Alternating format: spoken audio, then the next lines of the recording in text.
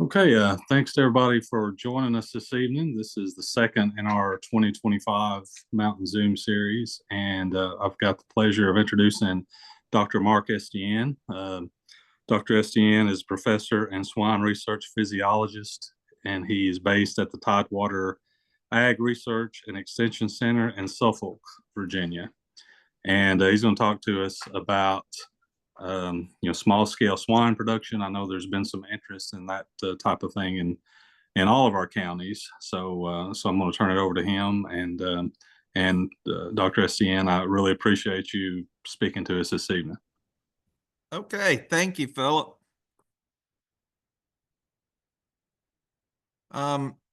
So again, I thank you for the opportunity to chat with you folks tonight, and I will be talking about some aspects of small-scale swine production. Obviously, we can't talk about every part of what goes into raising pigs on a small scale, but I'm going to start with some of the things I think should be at the beginning when you're considering getting into this type of agricultural enterprise.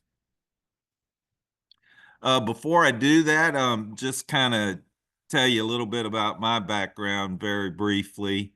As Philip said, I'm at the Tidewater Agricultural Research and Extension Center in Suffolk. I am from Virginia originally. I graduated from Virginia Tech with my BS in 1982, my master's at Virginia Tech in 84, then went to the University of Georgia for my PhD work and graduated from there in 1987. For you Kentucky folks, I then did a postdoc at the University of Kentucky in Lexington between 1987 and 1990, and then went to the University of Maryland Eastern Shore, where I stayed 9 years as the state swine extension specialist. Then I moved to my current location, the Virginia Tech Tidewater AREC, in 1999, and I've been there ever since. So I've got my contact information on this slide. And if after the talk tonight you have questions, feel free to email me those or give me a call. But I would ask that when you do that, please keep your county agents in the loop by copying them on any type of correspondence, so we're all on the same page.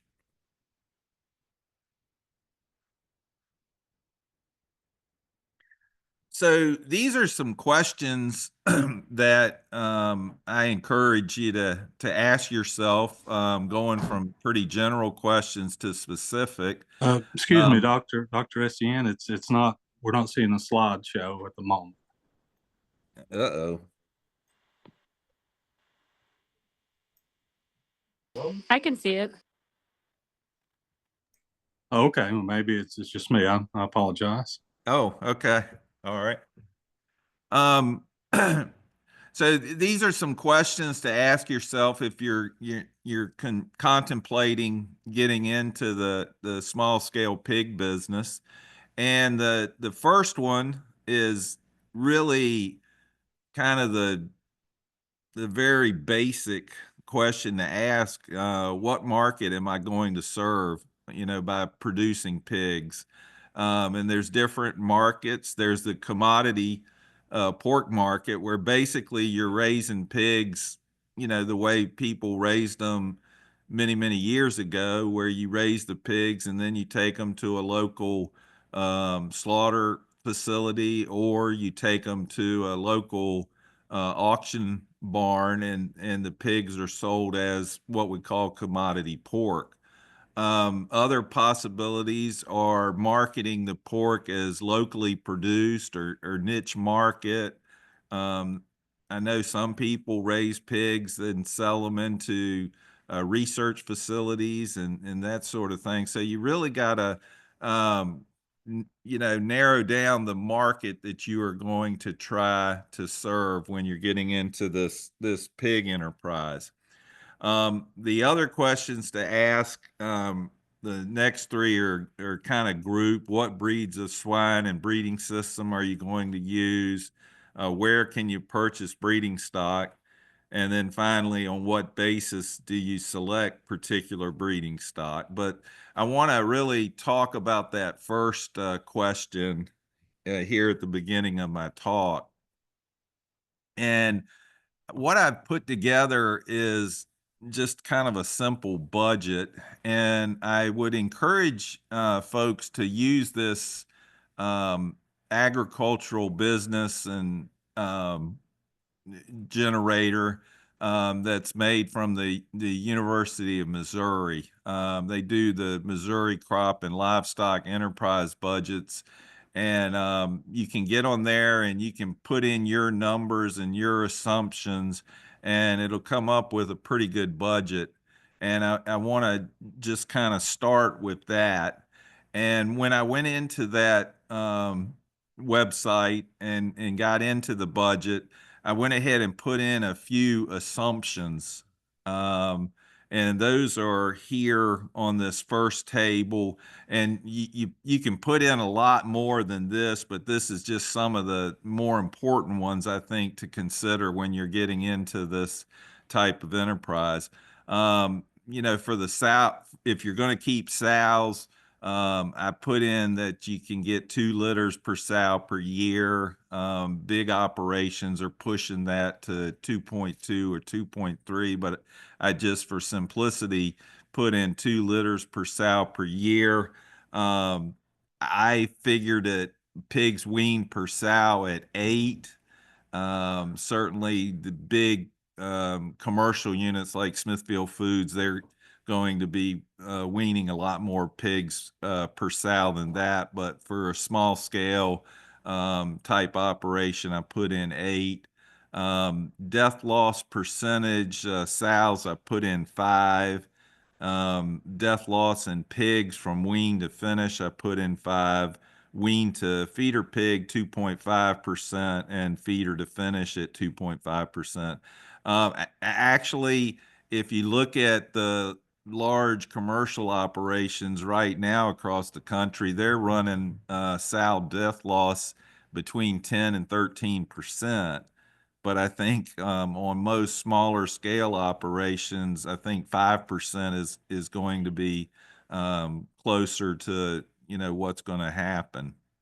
I'm also putting in a market hog weight of 280 pounds and a price that's been predicted for at least some of 2025 of 66 cents per pound for market hogs. Feeder pigs, if you want to produce feeder pigs, I've put in a 50-pound feeder pig being sold at $61.70 per head. And then I'm using these predicted corn prices and soybean meal prices of $4.70 a bushel for corn and $370 per ton for soybean meal. So if you look at that, I've got the 3 main types of pig operations on the next slide: your farrow to finish, your farrow to feeder pig, and your feeder pig to finish type operation. And I have on the table income, operating costs, income over operating costs, and income over total costs. Total cost is going to be your operating costs, but also the ownership costs associated with your operation. And that includes things like taxes and insurance and machinery and equipment. If you look at this from an income standpoint, based on those assumptions I had on the previous slide, your farrow to finish, you're looking at about $2,800 per sow. Farrow to feeder, about $1,100 per sow. And then if you're just going to finish pigs, and I'm saying a lot of pigs would be equivalent to 80 purchase feeder pigs, because the 80 pigs is what you would expect with your sow operations, your farrow to finish and your farrow to feeder, based on that 8 pigs weaned per sow and 2 litters per year. So your income for those feeder pigs would be about $1,400 or $14,000 per 80 pigs. If you look at operating costs, about $2,500 per sow for the farrow to finish, about $1,000 per sow for the farrow to feeder, about $13,000 for your feeder to finish. And you can see that in each of these scenarios, you are having a profit in terms of income over operating costs, about $300 per sow for the farrow to finish, about $45 per sow for the farrow to feeder pig, and about $600 per lot for the feeder to finish.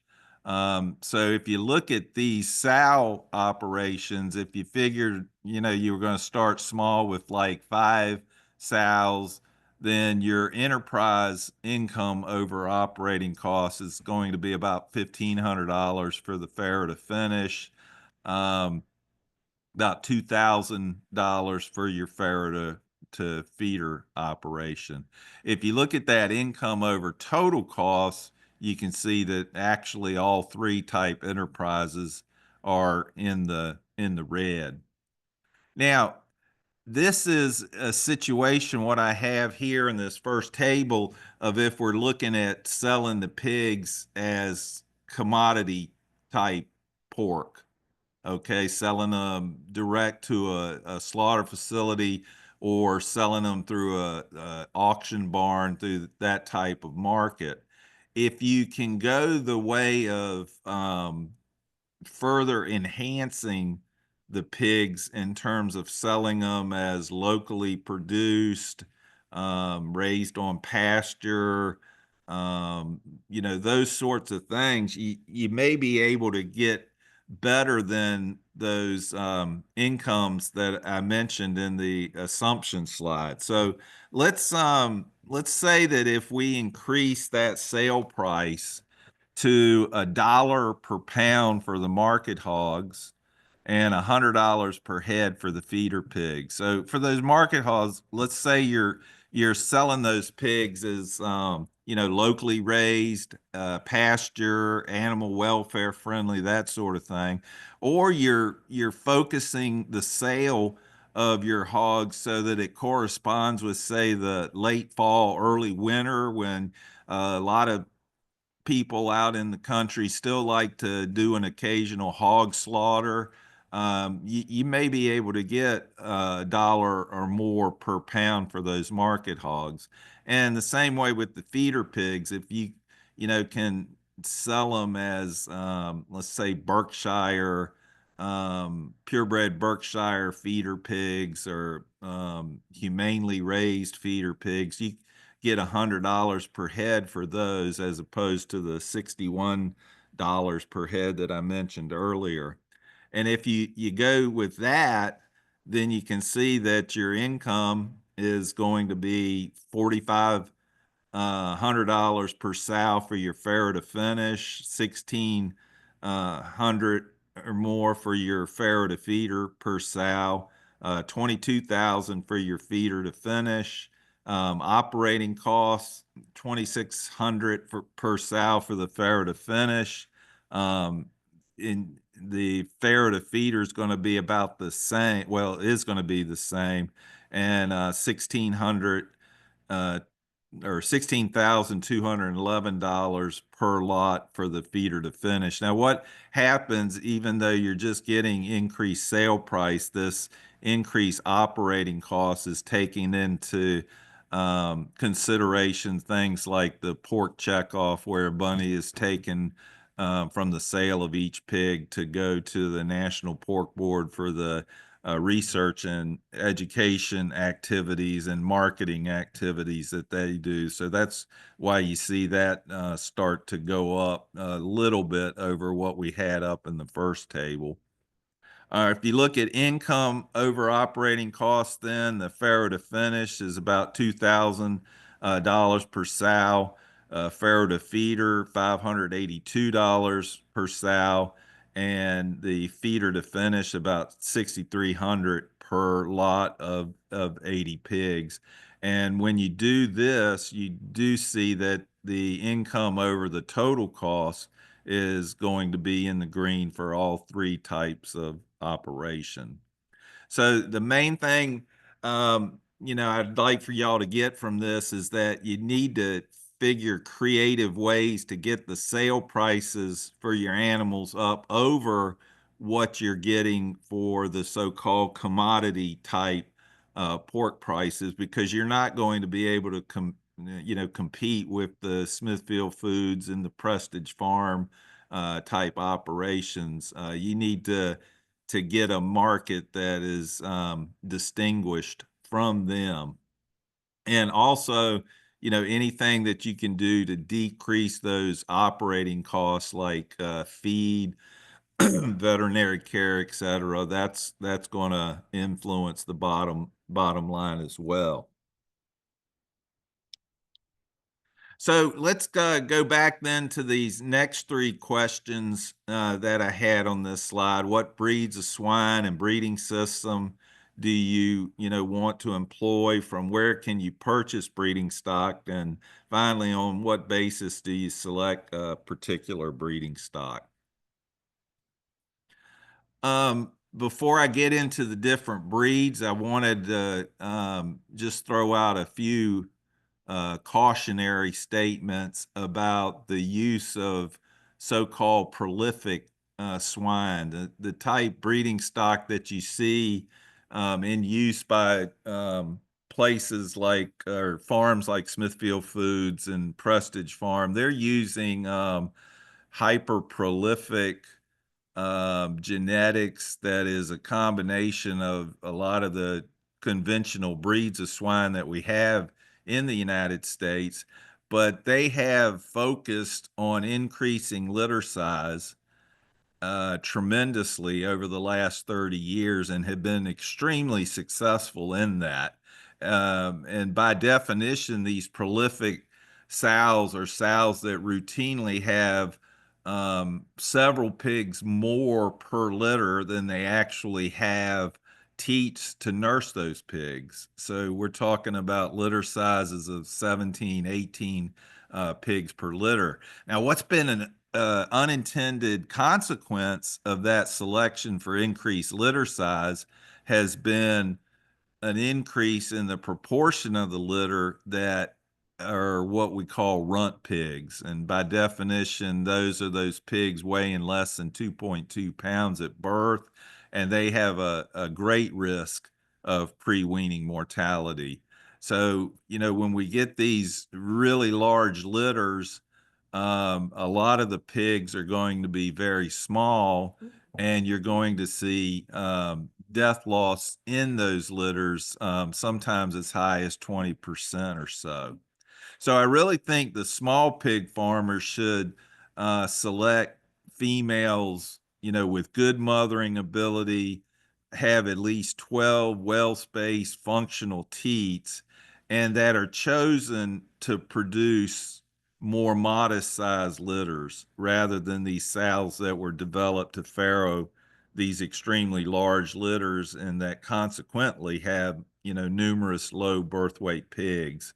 The other thing going on here is that these highly prolific sows, along with their suckling pigs, they're going to require considerably more labor in more pristine facilities than what we're going to see on these small farm type situations.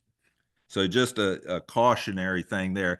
If and it would be difficult, but not impossible for the smaller farmers to get these types of genetics, these highly prolific sows, but I would caution that might not be the approach to do. So major breeds of swine in the U.S. Shown here, the Yorkshire on the left, the mother breed, known for prolificacy and good mothering ability. The Duroc here in the top right-hand corner, known for good growth rates, good carcass quality. Down here at the bottom left, the Landrace, again known for prolificacy, also known for producing carcasses with good bacon. They're long-bodied pigs. And then in the bottom right here, the Hampshire, known for good carcass quality, good growth rates, a lot of lean, very meaty type animals. So these are the major breeds of swine in the U.S. that are in commercial production. And the prolific sows that are on the large Smithfield type operations, they are using genetics that have at least some of these different major breeds of swine breeding in them. Now, what's also considered major breeds, but I always say major and then in parentheses say minor breeds of swine in the U.S. are shown here. The Berkshire pig in the top left-hand corner, known for extremely good quality pork, and the eating experience when you're eating Berkshire pork is superior. And that's been shown in many research trials, superior to some of the other breeds in the U.S. Down here in the bottom left-hand corner is your Chester White, which there's still Chester pigs around, and they're good mothering ability, good litter size. They're good maternal type breed of hog. You've got your spotted swine up here in the top right-hand corner. And then your Poland China pigs. There's still some of those around. So these guys are still around, but not in the numbers that we see with the previous four major breeds of swine that I mentioned. Now, here is something that's becoming more and more attractive to the smaller scale hog producers and the ones that are looking to differentiate their product from the commodity pork type hogs. These are the heritage breeds of swine, and they're also called other things like old timey and heirloom and those sorts of things. And what I have listed here on this slides are the heritage breeds as defined by the Livestock Conservancy, which is a group that really promotes the maintenance of these types of pigs that at some point had a very important part in the agriculture in the United States, but their numbers began to dwindle, and as a consequence, there very few of them, relatively speaking, in the U.S. And the ones that these heritage breeds that were developed in North America, we've got the Choctaw, the Mulefoot, the Ossabaw Island, the Guinea Hog, and the Red Wattle. And those that are heritage breeds that were imported before 1900, we have the Tamworth, and those imported after 1900, the large black, the Gloucestershire Old Spot, and the Meerschaum. And for these to be classified by the Livestock Conservancy as heritage breeds, they must be a true genetic breed. They must be endangered because of the numbers going down. They must have had a fairly long history in the United States, and they must have purebred status. And these are just a few pictures of the heritage breed hogs as defined by the Livestock Conservancy. Up here in the top left-hand corner is the Choctaw. That was actually a pig that was developed in the Southeast United States and actually accompanied the Cherokee Indian tribes when they went from North Carolina to Oklahoma on the Trail of Tears. And today there's probably less than 300 or 400 Choctaw pigs left, and these are out there in Oklahoma. These two in the middle, the Ossabaw Island pig and the Mulefoot pig, these are probably well, I know the Ossabaw Island is, but probably the Mulefoot as well. These are descendants of hogs that were brought to the United States by the Spanish explorers all the way back in the 1500s. With regard to the Ossabaw Island pigs, they were placed on an island off the coast of Georgia, and they remain there today. They have a thriving population of Ossabaw Island pigs on that island, and they have now been introduced into some breeding operations on the mainland and are becoming more and more popular with the small scale niche market type producers. Guinea hogs they were developed in the United States probably as a result of a breeding of red guinea hogs that were imported from Africa and the Essex swine that were imported from England. They once were very numerous in southeastern United States. They're still around. The red wattle is a pig called red wattle because it's hard to see here, but they have two fleshy appendages or wattles there on their neck. They were probably descendants of pigs that were brought to the United States by French colonists through Louisiana, and then the breed was developed in Texas. The Tamworth is a pig that was imported from Ireland, known as the Irish Grazer. In some ways looks like a Duroc pig, with the difference being that the Tamworth has the erect ears, whereas the Duroc pig has those folded or floppy ears. The large black was a pig that was actually imported into the United States from Canada, but it was developed in England and has some Chinese genetics actually in it, as evidenced by those large floppy ears. The Gloucestershire Old Spots uh, developed in England as well, and actually Gloucestershire Old Spot genetics was used to develop the Chester White and the spotted swine breeds here in the U.S.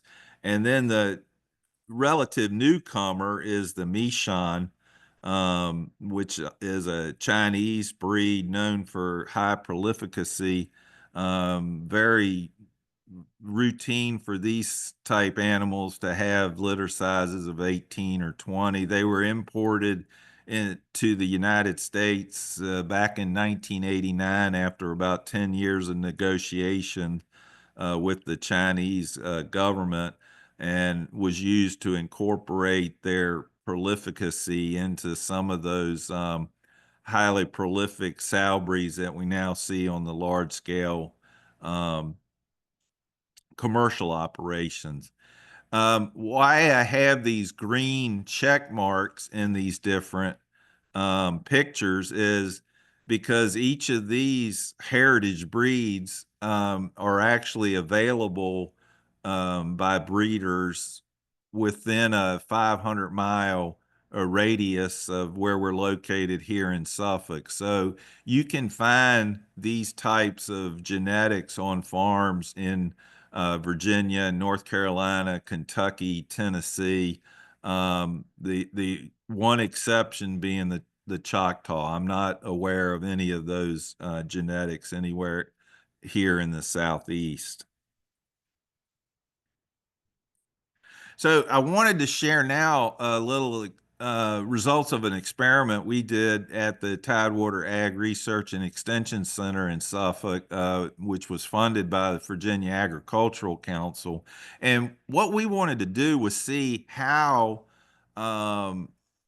mating some crossbred sows of Duroc and Berkshire breeding, mating them to these heritage breeds of swine, just to see how they perform, the pigs that were produced, how they performed in terms of growth and carcass characteristics. So our sows were, again, Duroc by Berkshire crosses. And as I've mentioned, the Berkshire excels in meat quality and meat characteristics. The Duroc, excellent growth and carcass characteristics as well. And what we did is we purchased semen from International Boar Semen in Eldora, Iowa, and they do have on stud, they have various heritage breeds of swine, the boars. So you can actually get heritage breed semen from International Boar Semen. There's some other companies that sell it as well. But at the time we did this study, they had on stud Gloucestershire Old Spots, Red Wattle, and Tamworth. So those were the three types of heritage breed boars that we used for the semen for our artificial insemination breeding. So these sows farrowed, the pigs were weaned at 21 days of age, and then they were managed in our facility as is typical for our commercial production of swine. We fed them corn and soybean meal-based nursery and grow finish diets on a free choice basis. And when they were finished to market weight, we carried the pigs up to Gentle Harvest slaughter facility up in Northern Virginia, and that's where the hogs were actually slaughtered and processed. And we got some pretty interesting data. And what we've got on this table is the effects of the breed of sire. So we've got your Gloucestershire Old Spot, your Red Wattle, and your Tamworth.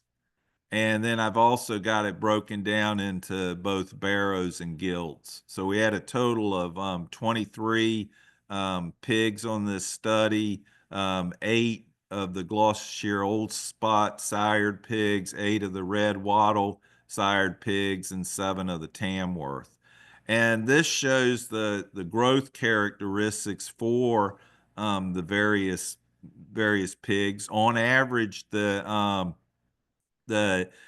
Tamworth pigs at slaughter were the heaviest at 264 pounds. And when you see a p-value of less than 0.05, that means it is statistically significant. If you see the NS, that means it's not statistically significant. So those Tamworth pigs were the largest. If you look at 10th rib back fat thickness, which we measured with a little handheld ultrasound unit, not statistically different between the 3 sire breeds, but numerically the Red Wattles were the fattest. And then if you looked at weight per day of age and days to 250 pounds of body weight, you can see that the Tamworth had the greatest weight per day of age and the least number of days to get to 250 pounds of body weight. So overall growth performance was superior for the Tamworth compared to the other 2 heritage breeds, at least in this study. In terms of the differences between the barrows and the gilts, it's kind of what you would expect. The barrows grew faster, but were also fatter at slaughter. And if we look at the effects of the sire breed and the effects of the sex on the carcass characteristics, we again had some interesting data. The Tamworth The carcass weight was the greatest compared to the other two breeds. The dressing percentage or yield was the greatest. If you look at carcass length, no difference between the three sire breeds. And the loin muscle, although it was numerically the greatest in the Tamworth, it wasn't statistically significant. Down here, we have actual 10th rib back fat, which, again, not statistically significant, but tended to be greater, excuse me, in the Tamworth pigs. And then various measures of pork quality, color, marbling, and muscling. There were some numerical differences, and in the case of the muscling, the Tamworth sired pigs had the highest level of muscling at 2.8. A muscling score of around 3 is considered moderate muscling if, when you're using the National Pork Producers Council standards. Marbling of around 3 is considered moderately marbled, and colors around 3 is what you really want in terms of muscle color in pigs. As you see in the footnote here, 3 is pork that has, a reddish pink color. Again, in terms of breaking it out between barrows and gilts, not a lot of differences there. However, the barrow, as I mentioned earlier, they were heavier. And then when you look at the muscling, as is normally the case, the gilts are going to be leaner and a little bit heavier muscled than the barrows.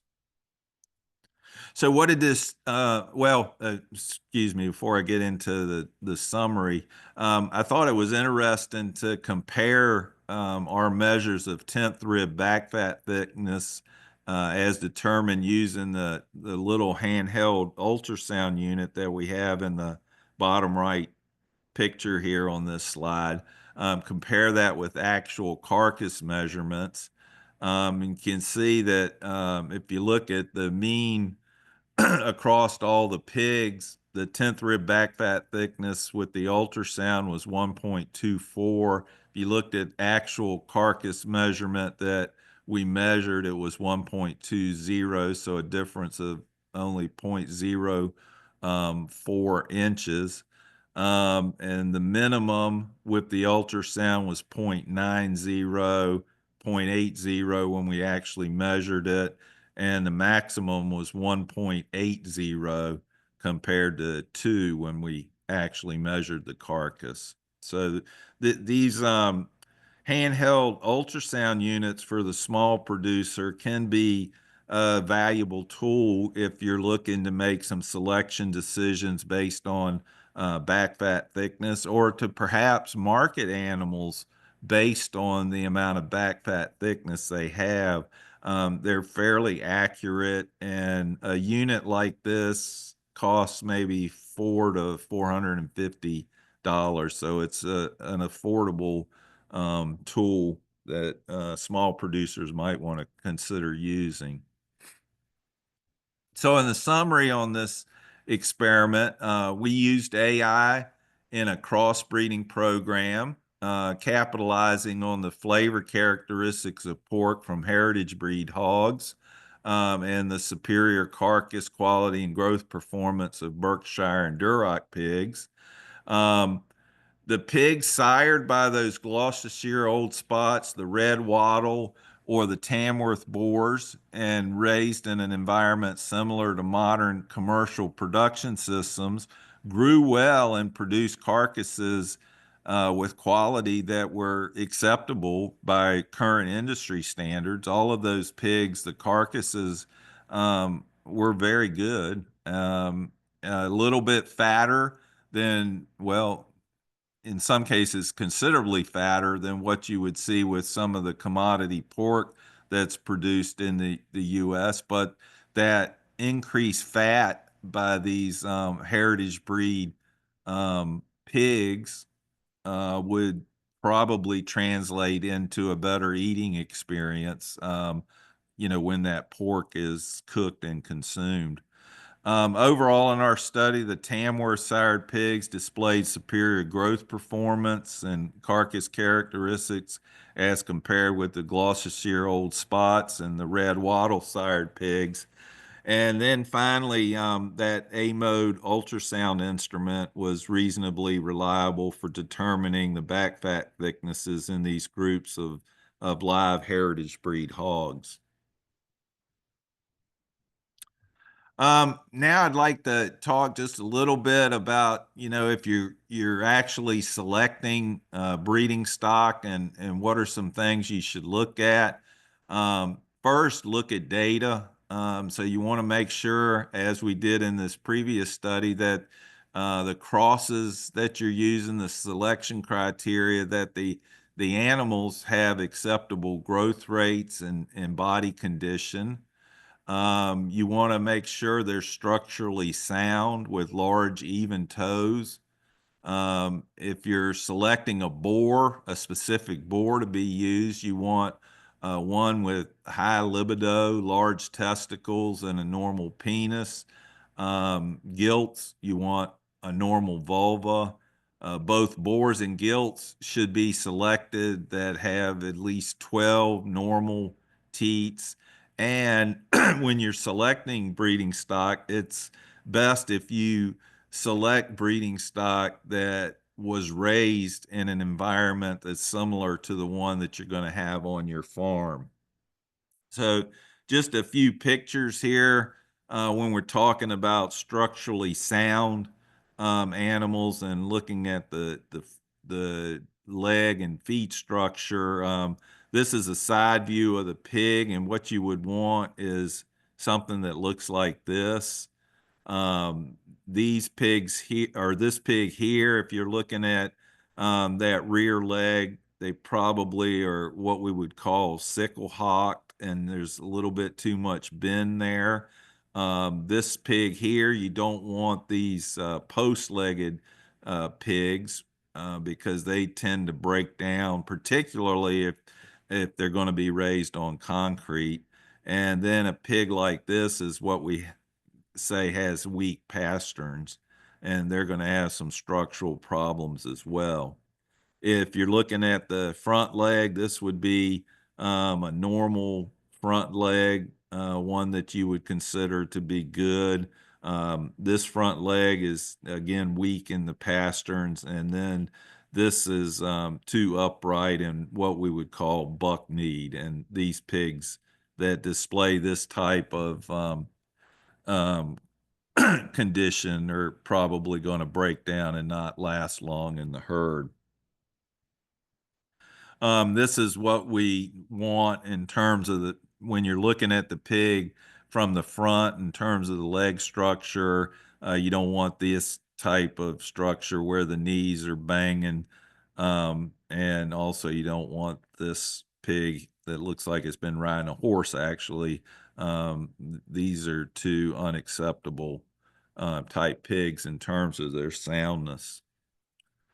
Again, selecting boars, you want boars with large testicles, a normal penis. You don't want any kind of intact frenulum where it's going to be difficult for the boar to actually have an erection and mate the sow. And I was talking about normal vulvas in the females. This number one here doesn't have a tip on the vulva. The second one here is what we call an infantile vulva, and the third one here is what we would consider a normal vulva. Really, when you start seeing things like this in a gilt with the infantile vulva or the one without a tip, and it just doesn't look developed, that's usually an indication that the internal reproductive organs are not fully formed as well, that there's some internal reproductive organs problems as well. So you want to stay away from gilts that display those types of external reproductive organs. The last slide or two, I just wanted to say just a couple words about health. If you're considering getting into pigs, I really emphasize that if you can find a veterinarian that's willing to work with you and has some knowledge of pigs, really good to work with them to develop a herd health program. I will say that if you're going to raise pigs on a farrow to finish basis, or you're going to, raise pigs on a farrow to feeder pig, that you really should vaccinate those sows for at least 3 diseases: leptospirosis, erysipelas, and parvovirus. And you can get a product, FarrowSure, that provides protection against these 3. But that's kind of all pig farmers that maintain sow herds should be vaccinating for these 3 type diseases. And this kind of shows you what happens if you have a sow and she farrow's a litter that looks like this, where it's a large litter, but you've got mummies that are at various stages. You've got some of the pigs that are farrowed are very small and they died early on, and then you have others that have developed a little bit longer but have died in the uterus as well. This is like classic what you see when you have parvovirus. And what happens is that the virus actually moves from pig to pig to pig to pig in the litter, and it'll kill, one pig early on in gestation and form a mummy, and then it finally gets to the other pigs after they've grown longer in the uterus and kill those as well. And just a little bit of barnyard economics in terms of vaccinating. It's pretty cheap, actually, about $1 a dose. And if you figure $1 a dose for the vaccine, and let's say you're selling not feeder pigs but weaned pigs, and if you're figuring the weaned pigs at $30 per head, and let's say you have 50 sows, you vaccinate them twice yearly, that's $100. If you're holding back some gilts as replacement, you're going to vaccinate them twice before entering the breeding herd, so that's $16. And then let's say you have 4 boars, do them twice yearly, that's $8. So a total of $124 for the vaccine. Now, I'm not including labor in that, but just the cost of the vaccine, but $124. If a sow farrows a litter of 8 dead pigs after she was infected with parvovirus, assuming that each of those pigs is valued at $30 per head, there's your, $240. So it shows that vaccination is really a good return on investment. If you have one litter that is lost because of parvovirus, you've lost more than what it would have cost to vaccinate that entire herd. So that's all I have for you tonight. And again, if you have questions, please feel free to email me those questions. And again, copy your county agent so they can be involved in this process. And I appreciate your time and your attention.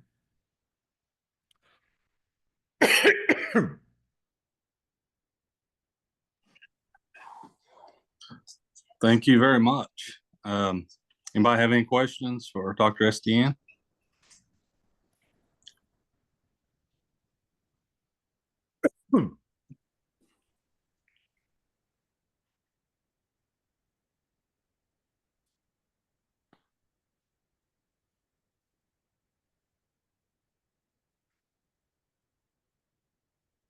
Kathy asked if you could put your email up there again.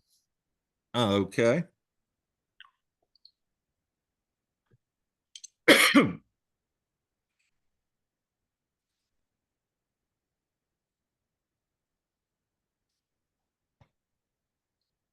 There it is.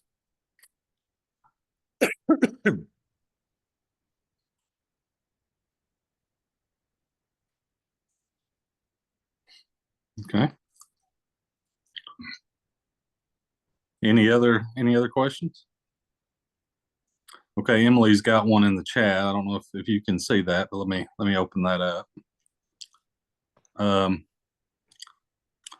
Was the ultrasound mentioned just for fat back percentage, or can it be used for pregnancy confirmation? That particular handheld unit is just for back fat. You can get a similar type device at a similar cost. I think they're running between $400 and $500 as well for doing the pregnancy confirmation, and they work fairly well. Okay. The company that sells them is Renco Company out of Minneapolis, Minnesota, and Okay. they've been at it a long time, and we've had good success with those. Okay. Excellent. Okay, and you're getting some thank yous in the chat. Okay, well, thank you. Well, last call for questions. Any last questions? And like you said, you can email them at any time. But if anybody has any questions at the moment, we'll give you 10 seconds to ask that.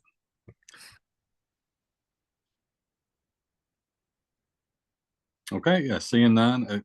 Again, Dr. Estienne, I really appreciate your time and excellent presentation. I will get this up on our Wise County Extension YouTube channel, and I'll send you the link. And if anybody wants to see this again, and if anybody would like copies of the presentation, like you said, we can send those your way too. Okay. All right. Well, thank you for the invite. Well, thank you very much. And I'll just mention here, and then Shad and Jeremy, if you all have anything, but our Zoom next Tuesday night is going to be on agritourism, specifically starting a wedding or event venue on your farm, the steps that would be involved with that, from liability to other things. So I know a couple people that I saw in the list here. I know you're interested in those types of things. So just wanted to mention that. But Shad and Jeremy, you all have anything? I don't have anything. Great presentation. Thanks so much for dropping in tonight. Okay, thank you. All right. Well, everybody have a good evening, and thank you again. Okay.